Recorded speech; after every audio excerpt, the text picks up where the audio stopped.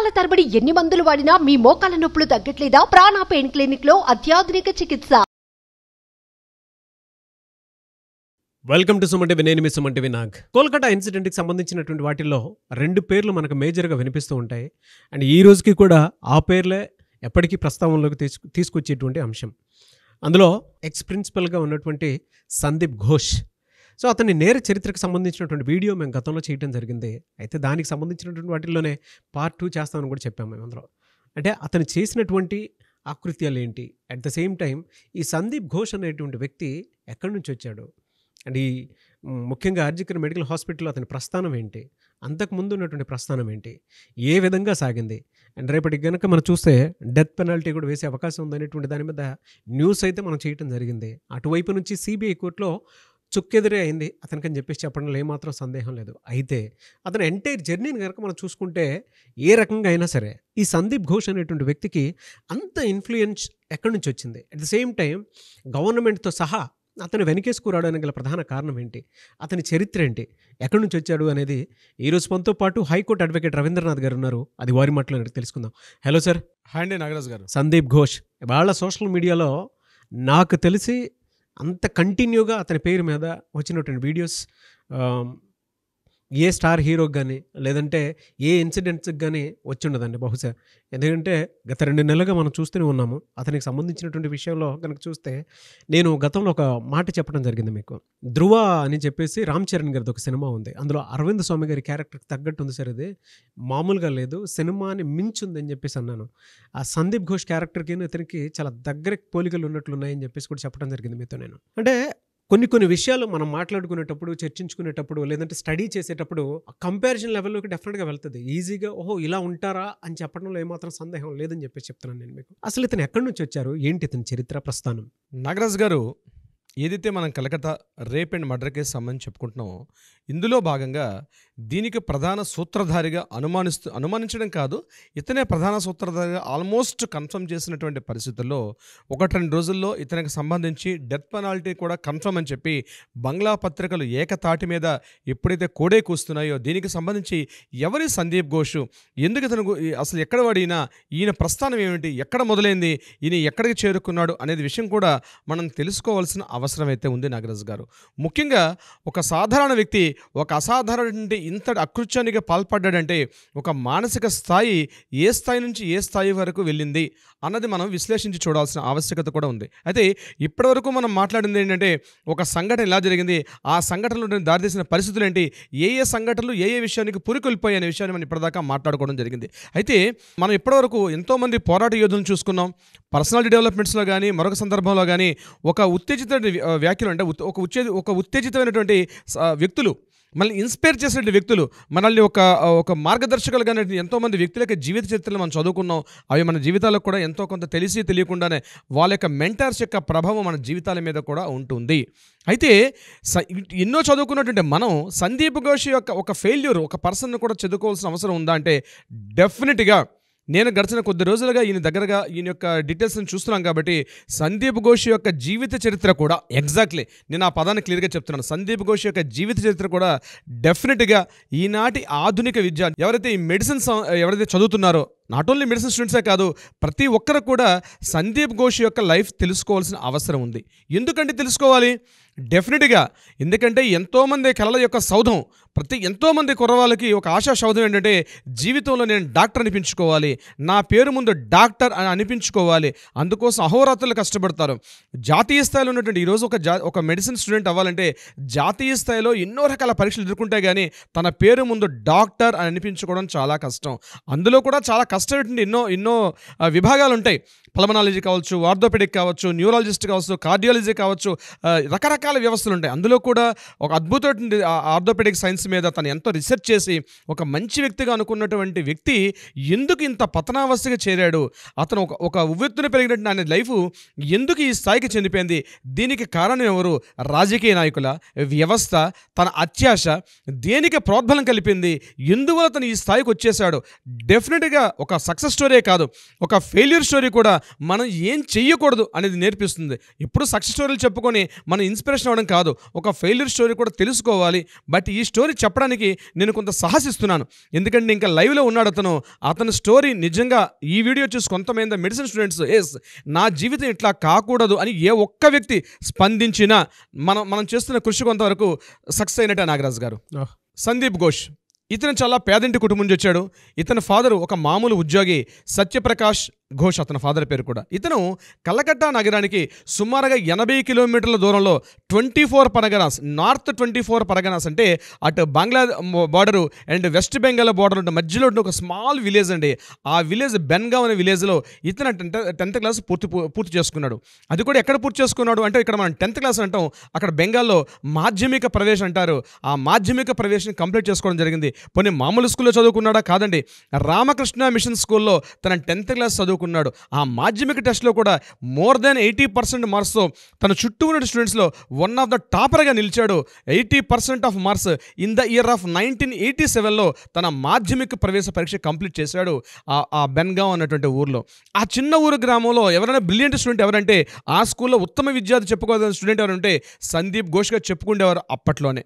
దాని తర్వాత తన మాధ్యమిక ఎగ్జామ్ పూర్తయిన తర్వాత ఇమ్మీడియట్గా అక్కడే అదే బెన్గావ్ టౌన్లో ఉన్నటువంటి హయ్యర్ ఎడ్యుకేషన్ అంటే ఇప్పుడు మన ఇక్కడ 12th క్లాస్ అంటాం, ఇంటర్మీడియట్ అంటాం. ఆ ఇంటర్మీడియట్ అనే కోర్సుని అక్కడ అదే బెన్గావ్లో మరలా కంప్లీట్ చేసుకున్నాడు. అది కూడా బాటనీ, జువాలజీ, కెమిస్ట్రీ ఏదైతే కోర్సెస్ ఉంటాయో మనకి అట్లాంటి కోర్సుల ద్వారా కూడా 1987లో తన 10th పూర్తయింది. 89లో తన యొక్క మాధ్యమిక అయిపోయిన తర్వాత ఇంటర్మీడియట్ అనే మన ఇక్కడ హైయర్ సెకండరీ కోర్సు అక్కడ కంప్లీట్ చేసుకున్నాడు. అక్కడ కూడా ఎంతో ఉత్తీర్ణత సాధించాడు. చాలా పూర్ ఫ్యామిలీ ఇచ్చినటువంటి సందీప్ ఘోష్ ఇక్కడ వరకు బాగానే ఉన్నాడు. తన పక్కన ఉన్నటువంటి సహోదర స్టూడెంట్స్ని కొంతమంది ఎవరైతే ఈయన క్లాస్మేట్స్ ఉన్నారో వాళ్ళని మీడియా ప్రతినిధులు వీళ్ళు అడిగారు, ఎట్లాంటి వాడి కుర్రాడు అంటే చాలా ఇంట్రావర్ట్ అండి, ఎవరితో ఎక్కువ మాట్లాడేవాడు కాదు, చాలా తక్కువ మాట్లాడతాడు, చాలా అత్యున్నతమైన లక్ష్యాలు కలిగి ఉండేవాడు, చాలా బ్రిలియంట్ స్టూడెంట్స్ అని ఆ బెన్గావ్లో ఉన్నటువంటి ఆ స్టూడెంట్స్ని తన పూర్వ విద్యార్థులను కలిసినప్పుడు వాళ్ళు చెప్పిన మాటలు కూడా కొంత అబ్బురుపరుస్తాయి. అదేవిధంగా ఎప్పుడైతే అయిపోయిందో అప్పుడు ఈ యొక్క వెస్ట్ బెంగాల్లో ఈ మెడిసిన్ రాయడం కోసం ఒక ఎగ్జామినేషన్ చేసేవారు. అదే టాలెంటెడ్ ఎగ్జామ్ నడిచేది, మెడిసిన్ టాలెంటెడ్ ఎగ్జామ్ అని చెప్పి ఒక ఎగ్జామ్ ఉండేది. ఆ ఎగ్జామ్లో రాత్రి పగలు ఎంతో కష్టపడి ఆ యొక్క టాలెంట్ టెస్ట్లో కూడా మంచి మార్కులతో ఉత్తీర్ణయ్యాడు. ఆ మంచి మార్కులతో ఉత్తీర్ణయ్యి తిన్నగా ఇప్పుడు మనం ఏదైతే చెప్పుకుంటున్నామో ఆర్జికర్ మెడికల్ కాలేజ్, అందులో ఆర్జికర్ మెడికల్ కాలేజీలో ఎంబీబీఎస్ సీట్ సంపాదించడం అంటే అంత ఆషామాషి వ్యవహారం కాదు ఇన్ దోస్ డేస్ అప్పట్లో. కానీ ఎంతోమంది వేల మంది పోటీ పడుతున్నటువంటి అటువంటి సందర్భాల్లో కూడా ఇక్కడ తన ఆర్జికర్ మెడికల్ కాలేజీలో 1994లో కంప్లీట్ చేసుకున్నాడు ఎంబీబీఎస్. అది కూడా మంచి మార్కులతో పాస్ అయ్యాడు తన యొక్క మెడిసిన్ని. ఎప్పుడైతే పూర్తి చేసుకున్నాడో అతనికి ఇమీడియట్గా కొద్ది రోజులు మరలా పీజీటీ చేశాడు. ఎంబీబీఎస్ అయిపోయింది. ఎంబీబీఎస్ చేసేటప్పుడు కూడా ఫస్ట్ ఇమీడియట్గా 5.5 years తను మెడిసిన్ చేయాలి. మెడిసిన్ చేసిన తర్వాత ఇమీడియట్గా అక్కడే ఒక ఇంటర్న్షిప్ చేయాలి. ఈ రెండు కంప్లీట్ అయిన తర్వాత అతనికి నేషనల్ మెడికల్ కాలేజ్లో అతనికి ఒక ప్రొఫెసర్, ఆర్థోపెడిక్ ప్రొఫెసర్ అనే పోస్ట్ రావడం జరిగింది. నేషనల్ మెడికల్ కాలేజ్లో 94లో జాయిన్ అవ్వడం జరిగింది. As a orthopaedic professor and reader and ఒక సర్జన్గా జాయిన్ చేశాడు. ఇక్కడే తను ఎంఎస్ కూడా పూర్తి చేశాడు. అది కూడా ఆర్జికర్ మెడికల్ కాలేజ్లోనే తను ఎంఎస్ కూడా పూర్తి చేశాడు. పూర్తిగా కంప్లీట్ చేసుకున్నటువంటి ఒక రీడర్గా ఎస్టాబ్లిష్ అయ్యాడు. ఇన్ ద నేషనల్ మెడికల్ కాలేజ్లో జాయిన్ అయ్యాడు. ఇక్కడ వరకు ఉన్నటువంటి మనం చూసినట్టు సందీప్ ఘోష్ ఒక మంచి వ్యక్తే. 94 నుంచి తన యొక్క ప్రస్థానం కంప్లీట్గా నేషనల్ మెడికల్ కాలేజ్, అదేవిధంగా పక్కన ముర్షిదాబాద్ మెడికల్ కాలేజీలో కూడా తను ఇక్కడ అక్కడ షిఫ్ట్ అవుతూ కాలేజ్ చెప్తూ ఉత్తమ ఉపాధ్యాయుడు, ఉత్తమ టీచర్, ఉత్తమ ప్రొఫెసర్ అని చెప్పి కూడా చాలామందితో అనిపించుకున్నాడు. చాలా కష్టపడే వ్యక్తి, చాలా ఇంట్రావర్ట్, ఎవరితో ఎక్కువగా కూడా మాట్లాడేవాడు కాదు. కానీ దురదృష్టం అనేది అప్పుడే స్టార్ట్ అయింది. తనకు మెల్లగా తృణమూల కాంగ్రెస్ పార్టీలో ఉండే కొంతమంది కీలక నేతలతో సత్సంబంధాలు, పరిచయాలు, అలవాట్లు, రాజకీయ సమావేశాలు, రాజకీయ నాయకులతో ప్రవేశాలు అన్నది అప్పుడు తన అలవాటైంది. In the time of the 1995 నుంచి 2017 వరకు అక్కడ జరిగింది. 2017లో ఈ వెస్టర్న్ లాబీ ఏదైతే మనం చెప్పుకుంటున్నామో అక్కడ ఉన్నటువంటి వ్యక్తులతోటి, కొంత కీలకమైన వ్యక్తులతో ఇతనికి చిన్న చిన్న పరిచయాలు మెల్లగా పెరిగాయి. 2017లో ఇతను ఏం చేశాడంటే హాంకాంగ్ క్వీన్ ఎలిజబెత్ హాల్లో ఉన్నటువంటి అక్కడ ఈ ఆర్థోపెడిక్ సర్జన్స్ సంబంధించి ఒక ఇంటర్నేషనల్ ఈవెంట్ జరిగింది. ఆ ఈవెంట్లో పార్టిసిపేట్ చేయడం కోసం చెప్పి మన ఇండియా తరపున ఈ కాలేజ్ తరపు నుంచి ఒక రిప్రజెంటేషన్ చేస్తూ ఒక డెలిగేట్గా ఇక్కడ నుంచి వెళ్ళడం జరిగింది. అక్కడ పార్టిసిపేట్ చేశారు. 2017 8 ఏప్రిల్ నాడు అక్కడ హాంకాంగ్లో దిగాడు. దిగిన తర్వాత అక్కడ ఎయిర్పోర్ట్ నుంచి ఎక్కడైతే క్వీన్ ఎలిజబెత్ హాల్లో ఉన్నటువంటి మెడికల్ కాలేజ్కి వెళ్ళడం జరిగిందో ఈ మధ్యలో ఒక నర్సింగ్ స్టూడెంట్ పైన అతను కూడా మేల్ నర్స్ పైన ఇతను కాస్త ఒక రకంగా అంటే టచ్ అయినటువంటి ప్రైవేట్ పార్ట్స్ మీద అతను టచ్ చేస్తూ కొంత అసభ్యకరంగా ప్రవర్తించడం చెప్పి అక్కడ ఉన్నటువంటి కోర్టులో ఈయన మీద ఇమ్మీడియట్గా ఎఫ్ఐఆర్ నమోదైంది. అయితే ఏం జరిగిందో తెలియదు. ఇమీడియట్గా అక్కడ ఉండే కోర్టుకి అటెండ్ అవ్వడం జరిగింది. మనలాగా కోర్టులు కాదు, అక్కడ ఇమీడియట్గా అంటే జరిగిందంటే ఇమీడియట్గా తీసుకెళ్ళి లోపలేస్తారు. విచారణలు కానీ ఇవన్నీ కూడా డీటెయిల్స్ ఎప్పటికప్పుడు ఇమీడియట్గా జరిగిపోతాయి. అటువంటి సందర్భంలో ఈయన అక్కడ పార్టిసిపేట్ చేయడం జరిగింది. సుమారుగా 5 days తర్వాత తీర్పు వచ్చింది. అందులో ఈయన నిర్దోషిగా బయటపడడం జరిగింది. మరి ఏం జరిగిందని న్యూస్ అయితే తెలియదు, బట్ జరిగిన విషయం మాత్రం మనకు మీడియా కథనం ప్రకారం జరిగిందనే విషయం తెలుసు. చివరికి నిర్దోషిగా అయితే బయటపడ్డాడు. ఇదైతే వాస్తవం. 2017 అక్కడి నుంచి రిటర్న్ అయిన తర్వాత ఇతని యొక్క అక్రమాల్లో మార్పులు మెల్లగా మారడం జరిగింది. మెల్లగా అంటే ఒక చిన్న ప్యూపా దశ నుంచి మెల్లగా ఒక గొంగళపురుగా మారిపోయి అవతరానికి వచ్చాడు సందీప్ ఘోష్. 2017 నాగరాజు గారు Murshidabad medical college ortho medical ఒక చీఫ్ ఇన్ఛార్జిగా అపాయింట్ అవ్వడం జరిగింది. అక్కడ ఘోష్ కొద్ది సంవత్సరాలు పనిచేశారు. 2017 నుంచి 2020 ఈవెందో కరోనా టైంలో కూడా అక్కడే పనిచేయడం జరిగింది. 2021 తర్వాత 2021 తర్వాత ఆయన అక్కడ నుంచి మన ఆర్జికర్ మెడికల్ కాలేజీలోకి షిఫ్ట్ అవ్వడం జరిగింది, డైరెక్ట్గా ముర్షిదాబాద్ మెడికల్ కాలేజ్ నుంచి. అయితే వస్తూ ఈయన డైరెక్ట్గా రాలేదు. అక్కడ ముర్షిదాబాద్లో కూడా తన యొక్క అక్రమాలు స్టార్ట్ అయినాయి. అంటే ముఖ్యంగా విద్యార్థులను పాస్ చేసేటప్పుడు కానీ, విద్యార్థుల యొక్క మెమోస్ ఇచ్చేటప్పుడు కానీ, ఇంటర్న్షిప్లో షిఫ్టింగ్ చేసే విధానాలు కానీ అనేక రకాల విషయంలో కూడా విద్యార్థి నుంచి డైరెక్ట్గా లంచాలు తీసుకున్నటువంటి అభియోగాలు పొంది అక్కడ స్టూడెంట్స్ అందరూ కూడా యాజిటేషన్ చేసిన తర్వాత ఈయన అక్కడ నుంచి డైరెక్ట్గా ఆర్జికర్ మెడికల్ కాలేజ్కి షిఫ్ట్ చేశారు ఇన్ ద ఇయర్ ఆఫ్ 2021 నుంచి 2024 వరకు ఇతనికి మొత్తం 4 సంవత్సరాల్లో 3 సంవత్సరాలు ట్రాన్స్ఫర్ జరిగాయి. ఇతని పదవి కాలం మొత్తం టోటల్గా 5 years ఉంటే అందులో 4 yearsలోనే 3 times ఇతను కంప్లీట్గా తన ట్రాన్స్ఫర్స్ పొందడం జరిగింది. నేషనల్ మెడికల్ కాలేజ్, అదేవిధంగా ముర్షిదాబాద్ మెడికల్ కాలేజ్, ఆర్జికల్ మెడికల్ కాలేజ్, ఈ మొత్తం రౌండ్స్ చేసుకుంటూ ఉంటున్నాడు. ఎక్కడైతే వెళ్తే ప్రతి చోట కూడా ఇతను చేసిన అక్రమాల మీద అక్కడ స్టూడెంట్స్ యాజిటేషన్ చేస్తాయి.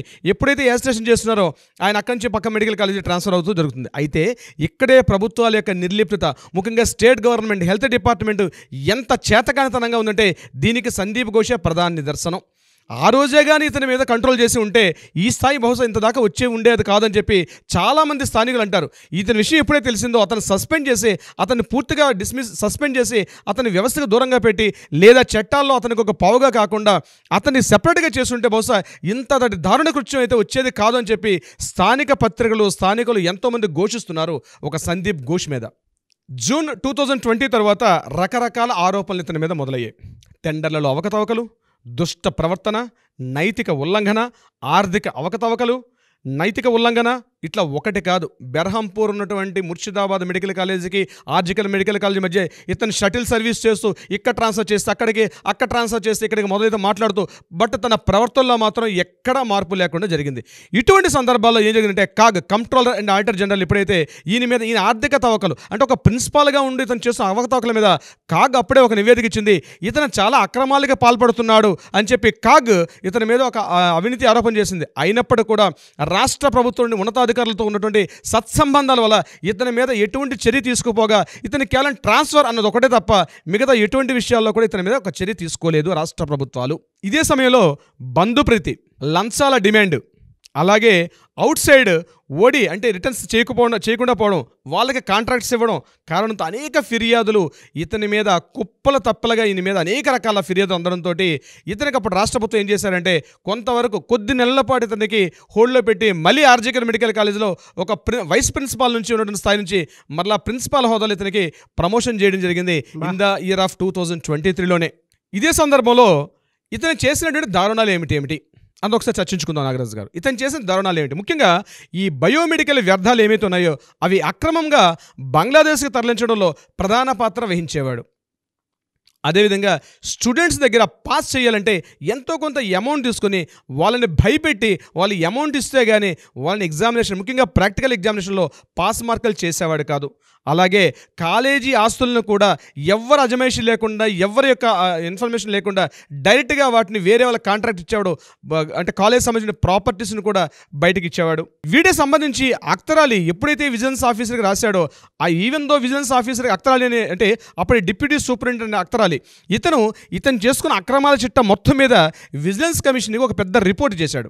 రిపోర్ట్ చేసినప్పుడు కూడా తనకున్నటువంటి పలుకుబడి ద్వారా, అంటే తృణమూల కాంగ్రెస్ పార్టీలో అధికారుల యొక్క పలుకుబడి ద్వారా డిప్యూటీ సూపరింటెండెంట్గా పనిచేసిన అఖ్తర్ అలీని మాత్రం సస్పెండ్ చేసి ముర్షిదాబాద్ పంపించాడు తప్పించి తను మాత్రం అక్కడే నిలదొక్కున్నాడు ఆర్జికర్ మెడికల్ కాలేజీలో. ఎప్పుడైతే ఈ సంఘటనలు జరుగుతున్నాయో at the same time August 9 rape and murder case జరిగింది. సో దీనికి ముందు ఏం జరిగింది అన్న విషయం మీద కొన్ని ఊహాగానాలు కాదు, క్లియర్గా సిబిఐ వాళ్ళంటే లోకల్ పోలీసులు కొన్ని విశేషాలు, అంటే కొన్ని క్లియర్ ఇన్ఫర్మేషన్ తీసుకొచ్చారు. దాని మీద మనం క్లియర్ వీడియోస్ కూడా చేశాం దానికి సంబంధించి. అంటే ఇతను ఆపరేషన్ థియేటర్లోనే తను పూర్తిగా తన యొక్క దందా నడిపించేవాడని, ముఖ్యంగా స్టూడెంట్స్ని, అమ్మాయిలు ఇతనికైతే ఎవరైతే వ్యతిరేకంగా మాట్లాడతారో వాళ్ళందరినీ హాస్పిటల్ పిలిచి, ఆపరేషన్ థియేటర్లు పిలిచి భయపెట్టడం కానీ, లేకపోతే మెంటల్ టార్చర్ చేయడం కానీ, ఫిజికల్ టార్చర్ కానీ చేసేవాడు. ఇతనికి ప్రసూన్ చటర్జీ అని చెప్పి ఎవరైతే ఆపరేటర్, కంప్యూటర్ ఆపరేటర్ ఉన్నాడో అతని సహాయం తోటి మరలా ఆ సీసీటీవీ ఫుటేజ్ అన్ని క్లీన్ చేసి మళ్ళీ ఫ్రెష్గా పెట్టేవాడు. ఆ యొక్క ఆపరేషన్ థియేటర్లో అయితే ఏం చేసేవాడు, డైలీ దందా పార్టీ పెట్టేవాడు. ముఖ్యంగా బయట నుంచి వస్తున్న వీఐపీస్ అందరినీ కూడా ఆపరేషన్ థియేటర్లో వాళ్ళకి పార్టీలు ఇచ్చేవాడు, అదే మన దావతులు ఇచ్చేవాడు. వీళ్ళతో పెద్ద దందా నడిపించేవాడు. ముఖ్యంగా చెప్పండి, ఒక సామంత రాజ్యాన్ని నడిపేవాడు నాగరాజు గారు. ఒక సామంత రాజ్యాన్ని, ఒక ఇంట్రావర్ట్, ఒక మహాసామ్రాజ్యాన్ని, ఒక సామంత రాజ్యం నడిపాడు. మమతా బెనర్జీ ప్రభుత్వంలో ఉన్నటువంటి ఏదైతే తృణమూల కాంగ్రెస్ పార్టీ అధికారంలో ఉందో ఆ తృణమూల కాంగ్రెస్ పార్టీలో ముఖ్యంగా వైద్య విధాన పరిషత్తులో ఇతను ఒక సామంత రాజ్యాన్ని ఏర్పాటు చేశాడు. పేర్లల్ గవర్నమెంట్ అంటే వైద్య విధానంలో ఎవరు ఎక్కడ ఏం చేయాలన్నా, ఎవరు ఒక అడుగు ముందుకు వెళ్ళాలన్నా, ఎవరు ఏ రకమైన అంటే డిపార్ట్మెంట్ నుంచి ఈ చిన్న ఉద్యోగ దగ్గర నుంచి అత్యంత స్థాయి వరకు కూడా ఒక ట్రాన్స్ఫర్ జరగాలన్నా, ఒక మెమో ఇవ్వాలన్నా, ఏమి ఇవ్వాలన్నా ఇతని కనుసన్నల్లోనే జరిగేది. సందీప్ ఘోష్ గారి కనుసన్నలో జరిగేది. అతను ఒక సామంత రాజ్యాధిపతిగా ఫీల్ అయ్యేవాడు. ఇక విషయం సంఘటనలోకి వద్దాం. ఏం జరిగింది August 9 జరిగిన సంఘటన తర్వాత ఇతని విషయంలో ఏమేం జరిగింది కొన్ని డీటెయిల్స్ మాట్లాడుకుందాం నాగరాజు గారు. ముఖ్యంగా August 9 జరిగింది. ఇతను ఇమీడియట్గా సాయంత్రం రాజీనామా చేశాడు. August 9 జరిగింది. 9 సాయంత్రం ఇతను రాజీనామా చేశాడు. రాజీనామా చేసిన 3 గంటల్లోనే ఇతనికి ఇమీడియట్గా నేషనల్ మెడికల్ కాలేజ్లో ప్రిన్సిపాల్గా పైనుంచి ఆర్డర్స్ కూడా వచ్చేసాయి. ఇతను రాజీనామా చేసిన విత్ ఇన్ 3 అవర్స్ అండి, జస్ట్ 3 అవర్స్లో, 3 గంటల్లోనే, 3 రోజులు కాదు నాగరాజు గారు, జస్ట్ 3 అవర్స్లో ఇతనికి ఆర్జికర్ మెడికల్ కాలేజ్ నుంచి ఇతనికి నేషనల్ మెడికల్ కాలేజ్గా ప్రిన్సిపాల్గా అక్కడ ట్రాన్స్ఫర్ చేశారు. ఎప్పుడైతే ఈ ఉత్తర్వు రిలీజ్ అయిందో ఇమ్మీడియట్గా చుట్టూ ఉన్నటువంటి అందరూ కూడా అలర్ట్ అయిపోయారు. లేదు, ఒక మానవ మృగం, మనిషి రూపంలో ఉన్న మానవ మృగం సంచరిస్తుంది, ఈ దారుణ అకృత్యానికి ఇతనే ప్రధాన కారణం అని ఏవైతే గొంతుతున్నటువంటి నిరసనకారులు ఒక్కసారి ఎప్పుడైతే వెలుగులోకి వచ్చారో ఇమ్మీడియట్గా హైకోర్టు కూడా ఆర్డర్స్ వచ్చాయి. August 12 ఇతను తన జాబ్కి రాజీనామా చేశాడు. August 12 తన ప్రిన్సిపల్ పోస్ట్కి రాజీనామా చేశాడు. అప్పటికి వెళ్ళేసరికి ఈయన NMC మెడికల్ కాలేజ్ ఇంకా డ్యూటీ ఛార్జ్ చేసుకోలేదు. 9వ తారీఖు జరిగింది, 10వ తారీఖు ఇతనికి ఆర్డర్స్ వచ్చాయి. అట్ ద సేమ్ టైం 12న రాజీనామా చేశాడు. August 13 హైకోర్టు ఇతను ఏం చేసిందంటే, నువ్వు సెలవు తీసుకుని వెళ్ళిపో బాబు, నీకు సంబంధం లేదు. ఎందుకంటే ఒక గవర్నమెంట్ ఉద్యోగిని డిస్మిస్ చేసే అధికారం కొన్ని కారణాల వల్ల హైకోర్టుకు ఉండకపోవచ్చు. అందుకని ఏమంటారు, లాంగ్ లీవ్ తీసుకోమని చెప్పి హైకోర్టు చెప్తుంది. లాంగ్ లీవ్ తీసుకుంటే ఇంచుమించుగా డిస్మిస్ చేసే మీనింగ్ వస్తుంది. సో August 13 కలకట్టా హైకోర్టు నీకు ఉత్తర్వులు చేసింది, నువ్వు లాంగ్ లీవ్ తీసుకుని వెళ్ళిపో అని చెప్పడం జరిగింది.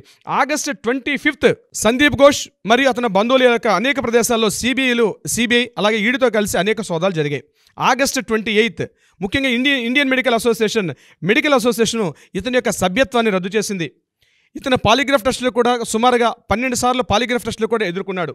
September 2 నాడు సిబిఐ ఆర్థిక అవకతవకలకు సంబంధించి ఇతనితో పాటు మరో 3 అరెస్టు చేశారు. September 3 నాడు వెస్ట్ బెంగాల్ మెడికల్ అసోసియేషన్ నుంచి ఇతను సస్పెండ్ చేశారు. September 15, 2024 సాక్ష్యాలు తారుమారు చేశాడు, ట్యాంపరింగ్ చేశాడని అభిజిత్ మండల్తో కలిసి ఇతన్ని పూర్తిగా అరెస్ట్ చేయడం, మరొక కొత్త ఎఫ్ఐఆర్ ఈయన మీద నమోదైంది. 19th September 2024 ప్రాక్టీస్కి అనర్హుడుగా, డాక్టర్ అనే వృత్తికి అనర్హుడుగా ఇతని టోటల్గా Indian medical association, national medical association, west Bengal medical association ఇతని యొక్క రిజిస్ట్రేషన్ని రద్దు చేశారు. డాక్టర్ సందీప్ ఇప్పుడు కాస్త ఉత్త సందీప్ ఘోష్గా మిగిలిపోయాడు. In the date of 19th September 2024 నాడు ఒక సాధారణమైన ఇంట్రావర్ట్ స్టూడెంట్ అత్యంత పేద కుటుంబం నుంచి బయలుదేరాడు, కష్టపడి చదువుకున్నాడు, ఒక స్థాయికి వెళ్ళాడు, వేల మందితో ఉన్నటువంటి వ్యక్తులతో పోటీ పడ్డాడు, ఒక డాక్టర్గా అయ్యాడు. డాక్టర్గా వచ్చిన తర్వాత 1994 నుంచి 2017 వరకు కేవలం ఒక ప్రభుత్వ ఉద్యోగిగా, ఒక రీడర్గా, ఒక ప్రొఫెసర్గా పనిచేస్తున్న వ్యక్తి 2017 తర్వాత ఈ వ్యవస్థ చేసినటువంటి దారుణమైనటువంటి ఒక బలి పశువుగా మారాడు. తనలో అత్యాశ పెరిగింది, తనలో ఒక పూర్తిగా ఇంట్రావర్ట్ పూర్తిగా కోల్పోయాడు. తన అత్యాశతోటి ఎవరు రాజకీయ ప్రమేయంతో ఇతనైతే రాగలిగాడో ఆ రాజకీయ నాయకుల యొక్క చెప్పు చేతల్లో ఒక కీలుబొమ్మగా మారిపోయాడు. కీలుబొమ్మగా మారడం కాదు, ఇందులో తన యొక్క కృషి కూడా ఉంది. తనకు అత్యాశ పెరిగింది. ఇతని యొక్క ఫ్రెండ్ పార్థసారథి డే అని చెప్పి ఒక స్టూడెంట్ అడిగినప్పుడు అతను అదే చెప్పాడు. ఇతను చాలా మొదట్లో బాగుండేవాడు, కానీ అత్యాశ, అందరికన్నా కోట్లాస్తిని సంపాదించాలి, దీనికోసం రాజకీయ నాయకులను వాడుకోవాలి. ముఖ్యంగా అక్కడ బెంగాల్లో రాజకీయ వ్యవస్థ ఎంత భ్రష్టు పట్టిపోయింది. ఒక భ్రష్టు పట్టిపోయిన రాజకీయ వ్యవస్థలో ఒక నలిగిపోయినటువంటి ఒక చీడ పురుగు సందీప్ ఘోష్గా మనం చెప్పుకోవచ్చు నాగరాజు గారు. ఎందుకంటే ఇతని యొక్క జీవితమే మనకు నిదర్శన. ఒక స్థాయిలో ఒక తెలివైన వ్యక్తి, ఒక ఆర్థోపెడిక్ సర్జన్గా ఎన్నో వందల సర్జరీలు చేసిన ఒక వ్యక్తి సమాజం దృష్టిలో ఒక చీడ పురుగుగా మారిపోయి ఈరోజు కోట్లాది మంది వెస్ట్ బెంగాల్ ప్రజల యొక్క మన్నన పొందలేక చీయని ముఖం మీద ఉమ్మి వేసుకొని కోట్లాది మంది భారతీయుల దృష్టిలో ఒక చీడ పురుగుగా మిగిలిపోయి సుప్రీంకోర్టు రేపు ఇచ్చే తీర్పులో ఒక దోషిగా మిగిలిపోయి ఉరశిక్షకు సిద్ధమయ్యే ఒక అపవిత్రమైన వ్యక్తిగా మిగిలిపోయాడు సందీప్ ఘోష్. అక్రమాస్తులు సంపాదించాలంటే ఏదైతే తన కుర్చీ ఉందో, ఒక సాధారణ గవర్నమెంట్ ఉద్యోగి, అతని ఆస్తుల విలువ నేను మీకు తెలియపరిచే ప్రయత్నం చేస్తాను నాగరాజు గారు. ఇతనికి ఈడీ దాడులు చేసినప్పుడు ఇతనికి 3 రకాల ఫ్లాట్స్ ఉన్నాయి. బల్గేరియా ప్రాంతంలో ఇతనికి 3 ఫ్లాట్స్ బయటపడ్డాయి, 2 హౌసెస్ వచ్చాయి. అది కూడా అనధికారికంగా ప్రభుత్వం నుంచి ఎటువంటి అనుమతులు లేకుండా, ముందుగా ప్రీ అప్రూవల్స్ లేకుండా కన్స్ట్రక్షన్ చేసిన విషయాలు ఉంది. ఇది కాకుండా ఒక కాస్ట్లీస్ట్ ప్రాంతంలో ఒక ఫామ్ హౌస్ ఉంది. ఇతని భార్య సంగీతా ఘోష్, ఆవిడ కూడా ఇదే ఆర్జికర్ మెడికల్ కాలేజీలో ఒక కీలకమైనటువంటి ఒక వైద్యురాలుగా పనిచేస్తుంది. ఆవిడతో కలిసి తన అక్రమాస్తులు ఎంతవరకు వెళ్ళిపోయారంటే, ఒక ప్యారలల్, నేను ఇంతకుముందే మీకు చెప్పాను, ఒక సామంత రాజ్యాధినేతగా కనిపించే పరిస్థితికి వచ్చాడని చెప్పి కేవలం ఒక అత్యాశ అన్నది ప్రజలు అంటే ఏం జరుగుతుంది? ఒక సాధారణ వ్యక్తి మనిషి బతకడానికి ఎంత కావాలి నాగరాజు గారు? ఒక గవర్నమెంట్ ప్రతి నెల జీతం ఇస్తుంది, చాలు. ఒక ప్రజలకు సేవ చేసుకోవాలి. వైద్య వృత్తి అంటేనే వైద్యో నారాయణో హరి, సేవ చేయాలని దృక్పథం ఉంటేనే ఈ వ్యవస్థలోకి వస్తారు చాలామంది. సేవ చేయాలని ఉద్దేశం ఉంటేనే గవర్నమెంట్ ఈ యొక్క వైద్య వృత్తిలోకి వచ్చే వాళ్ళు ఇటువంటి చీడపురుగు బయలుదేరి ఇంతమందికి అసలు వైద్య వృత్తి అంటేనే ఒక అసహ్యం కలిపి ఒక స్థాయికి తీసుకెళ్లాడు సందీప్ ఘోష్. కాబట్టి నేను మొదట్లో చెప్పినట్టుగా నాగరాజు గారు, ఎవరికైనా ఈ యొక్క లెసన్, సందీప్ ఘోష్ గారి యొక్క జీవిత చరిత్ర ప్రతి ఒక్క వైద్య విద్యార్థి కూడా, నేను ఇలా ఉండకూడదు, నేను ఇలా తప్పు చేస్తే నాకు ఈ సమాజం దృష్టిలో నన్ను శిక్షిస్తుంది, చివరికి సుప్రీంకోర్టు కాదు కదా, ఎవరి దృష్టిలో నేను ఒక చేత్కార భావనకు ఎదుర్కొంటాను అన్నటువంటి పరిస్థితికి ఈ సందీప్ ఘోష్ గారి యొక్క జీవితమే ఒక నిదర్శనం. కానీ ఏం చెప్పారు సార్ అసలు? బాబోయ్, ఎంత డీటెయిల్డ్ రీసెర్చ్ ఏంటంటే, నాకు తెలిసినంత డెప్త్గా ఒక నేర ప్రవృత్తి కలిగినటువంటి సందీప్ ఘోష్ అనేటువంటి వ్యక్తి గురించి ఎవరో చెప్పుంటారేమో. హ్యాట్స్ ఆఫ్ టు యూ అండి, మీ ఇంటెలిజెన్స్కి కూడా. అదే గొప్పగా ఫస్ట్ టైం చెప్పేది ఏమీ కాదు, అనర్గళంగా చెప్పడంలో మీకు మీరే దిట్ట. And at the same time study అండి, ఏదున్నా సరే మనం స్టడీ చేస్తున్నాం అంటే అంత డెప్త్లోకి వెళ్ళాలి అని చెప్పడానికి ఇవాళ రవీంద్రనాథ్ గారు మీరు నిదర్శనం అని చెప్పేసి చెప్పడంలో ఏమాత్రం సందేహం లేదు. And I'm very proud. ఇప్పటి వరకు మనతో పాటు వచ్చినటువంటి ఆడియన్స్ ఎవరైతే ఉన్నారో వారందరూ కూడా ఈ వీడియోస్ని ఒక సత్వర న్యాయం కోసం అని చెప్పేసి మనతో పాటు వస్తున్నటువంటి ప్రతి ఆడియన్కి ఏ మాత్రం వాళ్ళు అనుకున్న విధంగా ఒక అప్డేట్ కూడా మిస్ అవ్వకుండా ఈ రోజు వరకు మీరు కంటిన్యూ చేస్తున్నారు. I'm very happy for you అండి. నాగరాజు గారు, మీరు కూడా ఈ ముఖ్యంగా ఎలా చేస్తే బాగుంటుంది, ఏ వీడియో అందిస్తే బాగుంటుంది, ఏ వీడియో చెప్తే ప్రజలకి ఎప్పటికప్పుడు మనం అందుబాటులోకి వెళ్తాం, ఏది ప్రజలకు కావాలి. ఎందుకంటే యాజ్ బీయింగ్ అడ్వకేట్ నాకు చాలా చెప్పాలంటుంది, బట్ ఏది చెప్పాలి, ఎలా చెప్తే బాగుంటుంది, దానికి ఒక విధి విధానం, దానికి ఒక క్రమణిక అంతా కూడా ఏర్పాటు చేసినటువంటి నాగరాజు గారు, మీ కృషి కూడా దీనిలో చాలా వరకు ఉంది. ప్రతి ఎపిసోడ్ ముందు మీరు నాతో ఎంత డిస్కషన్ చేస్తారు, ఎంత చర్చిస్తారు, రవీంద్రనాథ్ గారు ఇలా చేస్తే బాగుంటుంది, ఇలా చెప్పండి మీరు అని చెప్పి మీరు ఎప్పటికప్పుడు అందిస్తున్నటువంటి మీ తోడ్పాటు కూడా ఈ విషయంలో చాలా థ్యాంక్ యూ సో మచ్. అభినందనలు కూడా మీకు. థ్యాంక్ యూ అన్న. ఏదేమైనా we want justice, we demand justice. Thank you so much Ravindranath garu. థ్యాంక్ యూ సో మచ్ నాగరాజు గారు.